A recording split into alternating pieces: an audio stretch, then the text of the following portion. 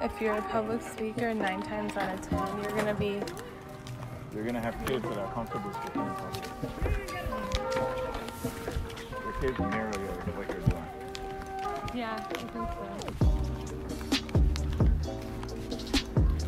Especially if it's a desired trait, it's a desired skill. They'll copy it.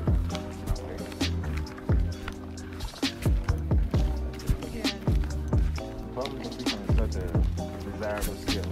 It doesn't matter who you are. It's a very beneficial skill. You quickly rise up to leadership after in public, and when you do enter the public picture, you're able to inspire.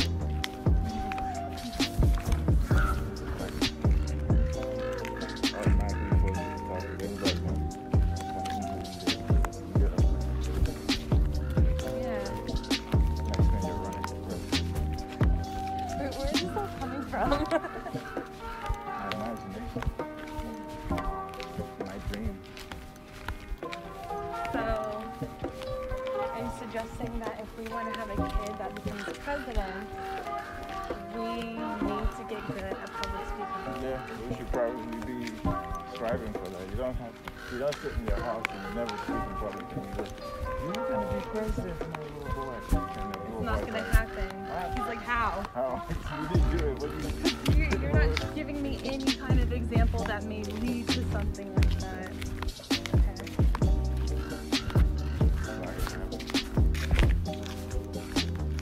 You have to mirror that behavior that you wish to see in your kids. Young, that's all they know.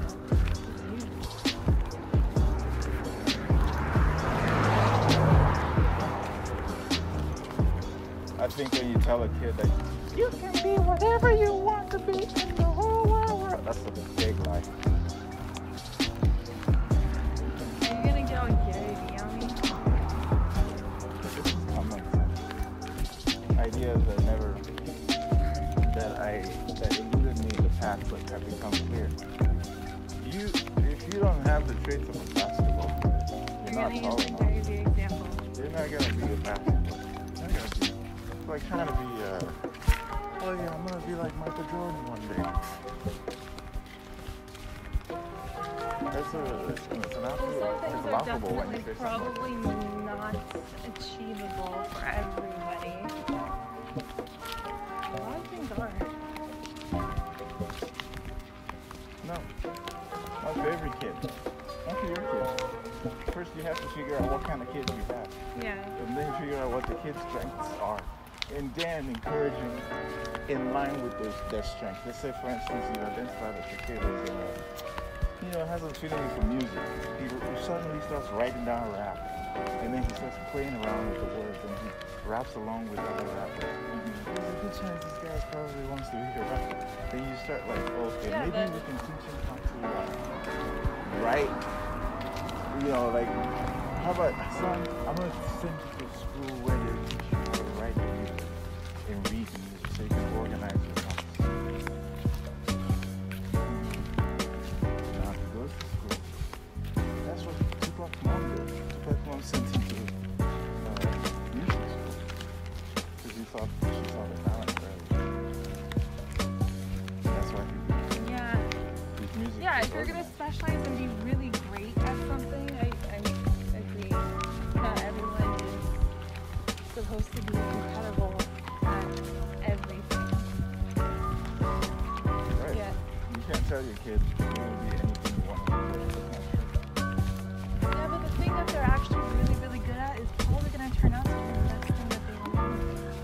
Doesn't it feel great when you're really, really in tune and you're good at that thing?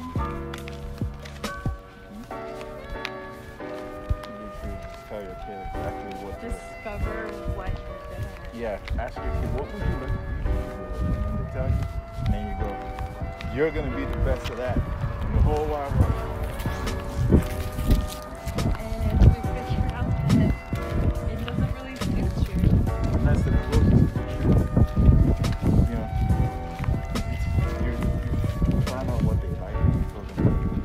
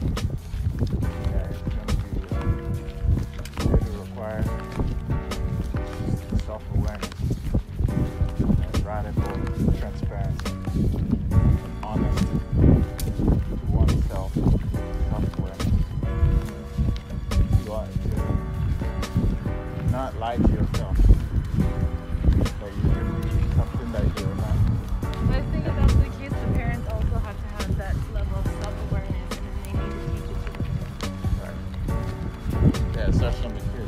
Your parents, it starts from the parents. Parents have to have self-awareness. Yeah. And yeah, if they don't have self-awareness, it's futile mission. It's a lost cause. It's going to be running around in circles. And I think that's or they learn things the hard way and they're very bitter.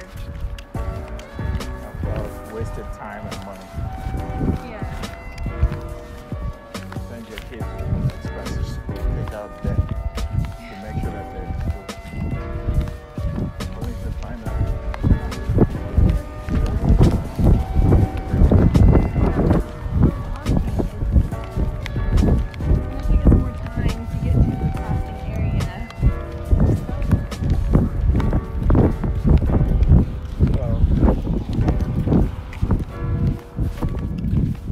After years of wasted time, you send your kids to expensive schools, take out loans. Then you find out that your kid never really wanted to do it. They were not passionate.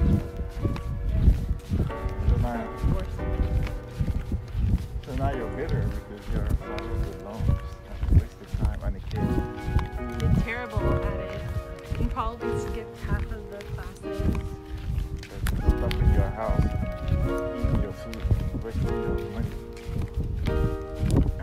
And just applying for a job at the, The local Jack in the Box. local Jack in the Box down the street.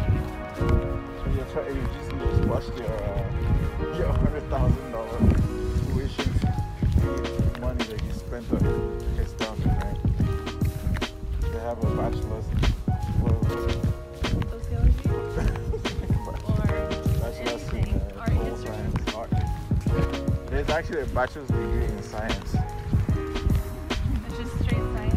She says Generic science. Science. You went to school for 4 years Science. to study science. Like, which discipline? Like, science. All the science.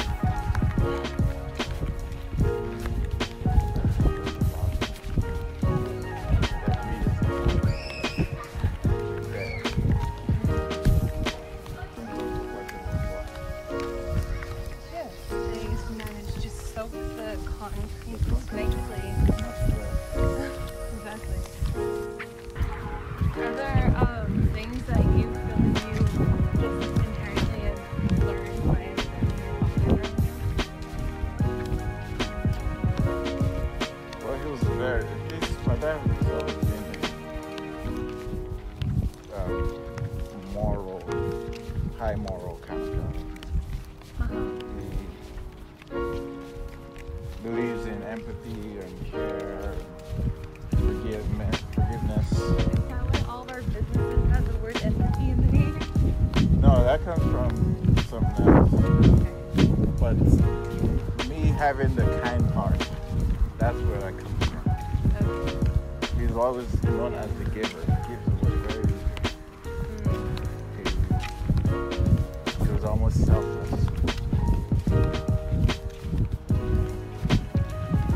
He'll give away the last thing that he has. You don't have it. My mom was the same. So I got it from both of us. My mom was also not, she also had that A bit more entrepreneurship practical. skill. Oh. There it is. She tried all kinds of stuff from making clothes and selling them to, we had a poultry for a long Noticing time. family resemblance. And she bought and sold things in addition to her career as a teacher. So I got that side on.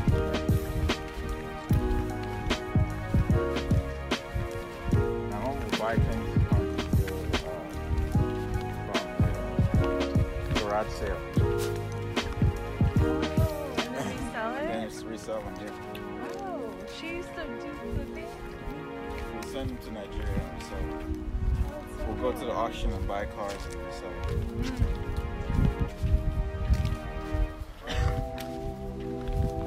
Just to go to the auction. Yeah, you mentioned that. and we'll go to garage sale. I hated going to garage sales, but she was so excited about it. Like, her excitement was infectious. You'd think that she was inviting you to go to Disney World. Only to find out that we're going to garage sales. We're walking from house to house trying to find gems. It irritated my young self, my youthful self. It felt like a waste of time. But now that I'm older, I appreciate what kids do. She's a thrifty person. She valued the arbitrage. Yeah.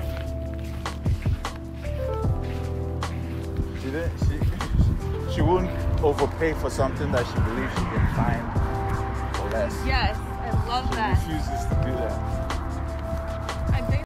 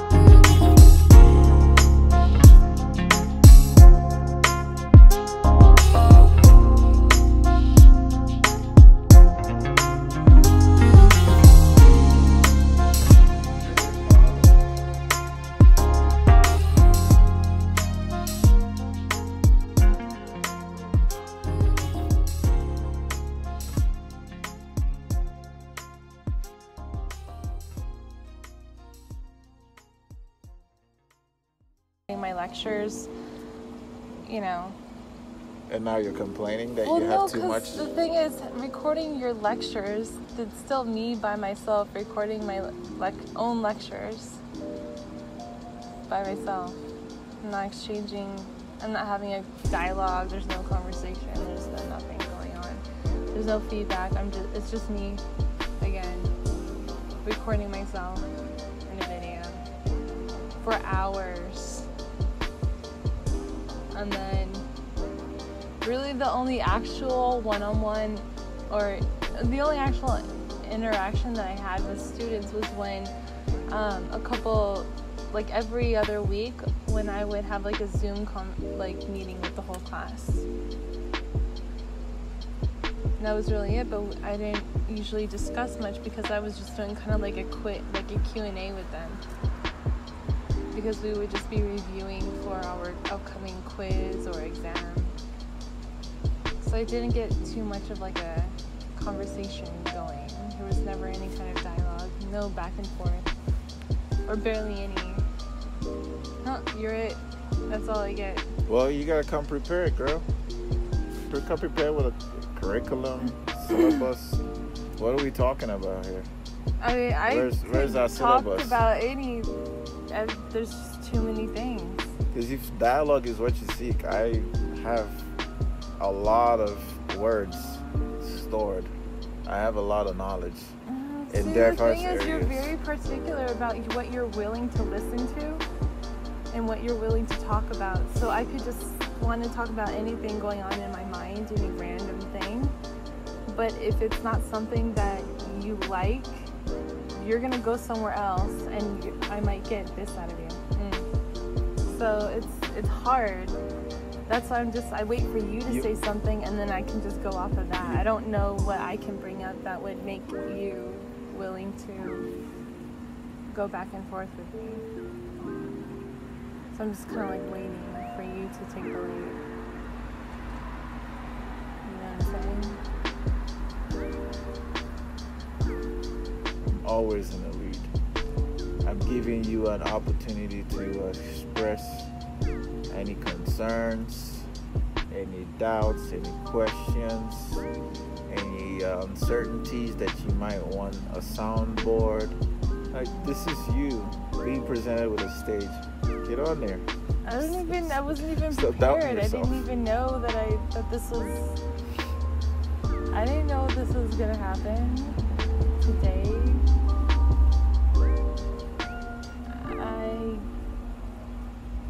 This is not about whether I'm in lead or not. I know I'm in lead. There's no doubt about it. Oh, okay.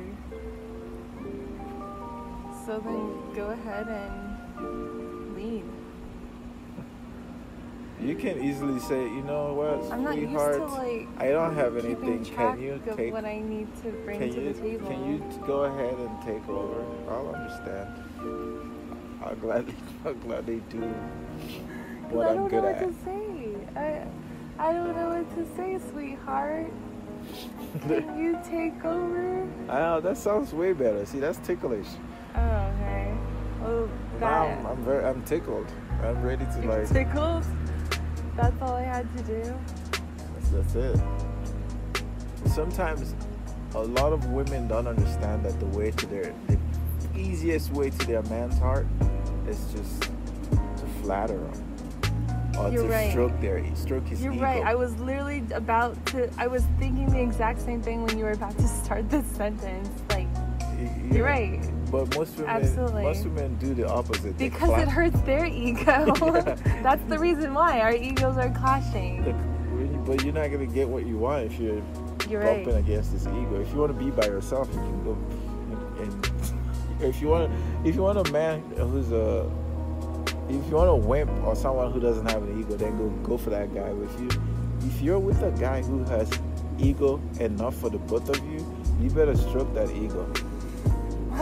It just sounds weird when you say that. I know, like, it sounds very arrogant when I say it. Huh? It does. But it's the reality, isn't it?